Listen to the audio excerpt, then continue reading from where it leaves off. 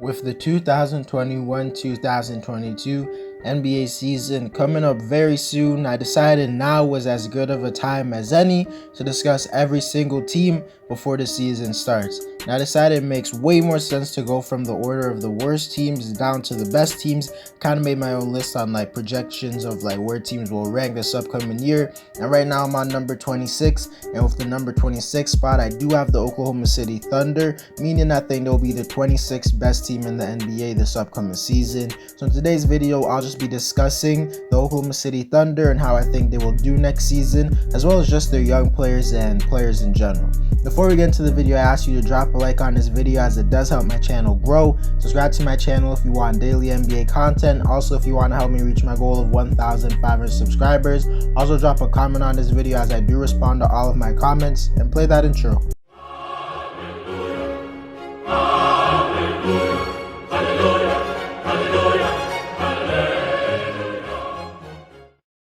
To start the video off, I want to talk about the Oklahoma City Thunder on the offensive side of the floor, and just to be straight up honest with you, I don't think they'll be amazing on that side of the floor, as they're very top heavy when it comes to their offense. And if we're being honest, outside of Shai Gilgeous-Alexander, no one on this team can consistently create their own shot at even an above average NBA level. And I'm not even certain there's anyone who will for sure average over 15 points per game, obviously outside of Shai. And just for that reason, I don't think they're going to be that good on offense. They probably will be one of the worst teams in the league on offense if we're being honest. They have guys who can create plays and stuff like Josh Giddey, Theo Maledon, and obviously SGA, but they're not great scorers. But nonetheless, next season, I'm expecting a fantastic year out of Shai Gilgeous-Alexander. He had an amazing season last season. It kind of went under the radar unless you're an OKC fan. He averaged 23.6 assists, shooting 50% from the field and 42% from three. Truly elite numbers. He definitely looks like a guy who's going to be a future perennial all-star to me, maybe even a superstar. And I think we could see his points go from what it was last year to 26, 28 points per game. Maybe he could be in the most improved player talks, and I definitely think he's going to be getting more used to being the number one option on this team. His efficiency would probably take a bit of decline if he took more shots. Overall, I think he's a great player. He has one of the best features in the whole league, and he's definitely this franchise's star. Next, I want to discuss Lu Dort, who I think is one of the best perimeter defenders in the whole basketball association. I think he's just going to continue to grow, and he's a guy who you can have on your team that can actually win the Defensive Player of the Year award as a guard. I truly believe he's that good on defense. To be honest, he just needs to improve his offense. He's not a horrible offensive player like many think, but he's definitely a below average offensive player, because I know he averaged 14 points last year, but he was one of the least efficient starters in the whole NBA. But nonetheless, he's still a great player, very impactful, and I think he can be actually one of the best role players in the whole NBA if he isn't already. I think if he's a consistent shooter, he could be a way better version of PJ Tucker, which is obviously valuable. OKC also has the guy who they selected with the 6th overall pick in Josh Giddey. If I'm being honest, I'm not too high or too low on Josh Giddey. I think he has potential to be an all-star, but I also think he has a lot of potential to be a bust. So I'm kind of in the middle with him. And I promise you I'm not hating, but when I see Giddey, I just see a player who's going to really struggle in his rookie year, because a lot of his skills are not polished, and he's just a very raw player right now. His handles are not amazing, his shooting's inconsistent, and he's not crazy strong. I just don't think he's going to come into the NBA looking great. I think he's going to have a rough rookie season. A lot of people are going to call him a bust, but I think in the future years, he's going to show out. I think he's a really developmental prospect.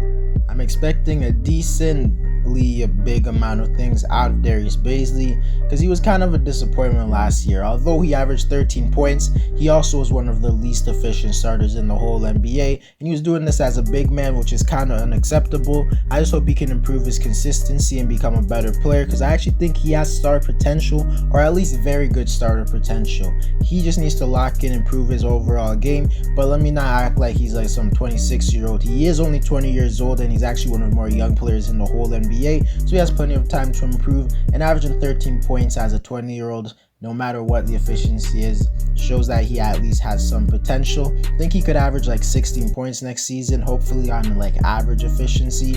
I wouldn't bet on him averaging 16 points, but he just needs to improve his efficiency. Even him averaging 13 points isn't that bad, but he can't be doing it shooting below like 40% from the field, shooting less than 35% from three. Next, we gotta talk about Theo Maledon. He's very underrated. I think he's gonna be a really good backup point guard for this team going into the future. He's really good at passing and just controls the offense very well. I should also talk about Pocheskeski, who's a guy who I think has a lot of potential. He's a really raw prospect, really inconsistent, lackluster at times, and last season, for a part of the season, he was the worst player in the NBA, but he is a 7-footer who has some guard skills, so he has a high upside. They also have Isaiah Roby, who had a few good games last season. I think he could be a good stretch 5 if given the playing time. And basically, yeah, Oklahoma has a lot of young players, and I don't know if that will lead to them being like a good offensive team, because a lot of their players are inefficient and inconsistent, and they can't create their own shot. Guys like Lu Dort, Darius Bazley, Pocheskeski, and Josh Giddey are definitely going to be inconsistent, and I don't even think they're above average players on offense. So I think this year, the Oklahoma City Thunder will rank somewhere around the 25th to 30th worst offenses in the league. When it comes to the defensive side of the floor, I don't think this team is going to be that amazing either. They simply are just not a very good defensive team. They don't have a lot of great defensive talent, and they're just a young team, and I think this organization is not ready to start winning games. So even if they started trying to win games, I still don't think we'll win games. But to be honest, I don't think they'll be given full effort on defense and things like that. Guys like SGA, he's a pretty solid defender. He doesn't always give maximum effort due to how much of the offensive load he carries. Lu Dort's one of the best defenders in the NBA. I'll give him his credit.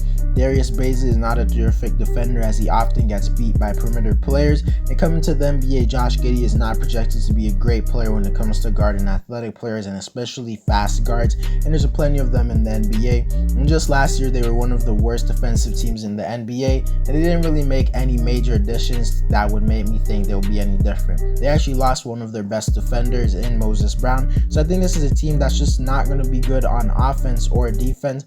I predict them to be one of the 5 worst defenses in the NBA. To answer the question of why the Oklahoma City Thunder are ranked number 26th on my list, meaning I think they'll be the 26th best team in the league, the reason is because this is simply not a crazy talented team. They have a lot of young talent, but often young talent doesn't actually lead to winning unless you're filled with young players who are actually good NBA players. A lot of their young talent is guys who I think will become good NBA players.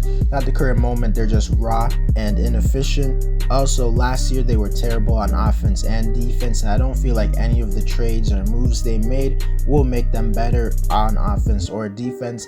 Now, yes, I know before SGA got injured, they were actually competing for the 10th seed and things like that. I truly just don't think they're going to be competing for that this year, and I think they'll be one of the worst teams in the NBA. And just for the video, I have to bring up that me ranking the Thunder number 26 isn't as disrespectful as you think. I had like a whole tier of teams that I thought would be bad this upcoming season. The Thunder were in it, and there were plenty of other teams.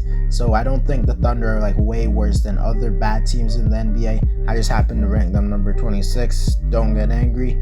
I think the Thunder have one of the brightest futures in the league. I absolutely love what they're doing. Not a hater at all. They're just simply not going to be good this year. Anyways, guys, that's it for the video. Let me know whether or not you think the Thunder are going to be good this year. Drop a like on this video as it does help my channel grow. Subscribe to my channel if you want daily NBA content. Also, if you want to help me reach my goal of 1,500 subscribers. Also, drop a comment on this video as I do respond to all of my comments. And I'm out.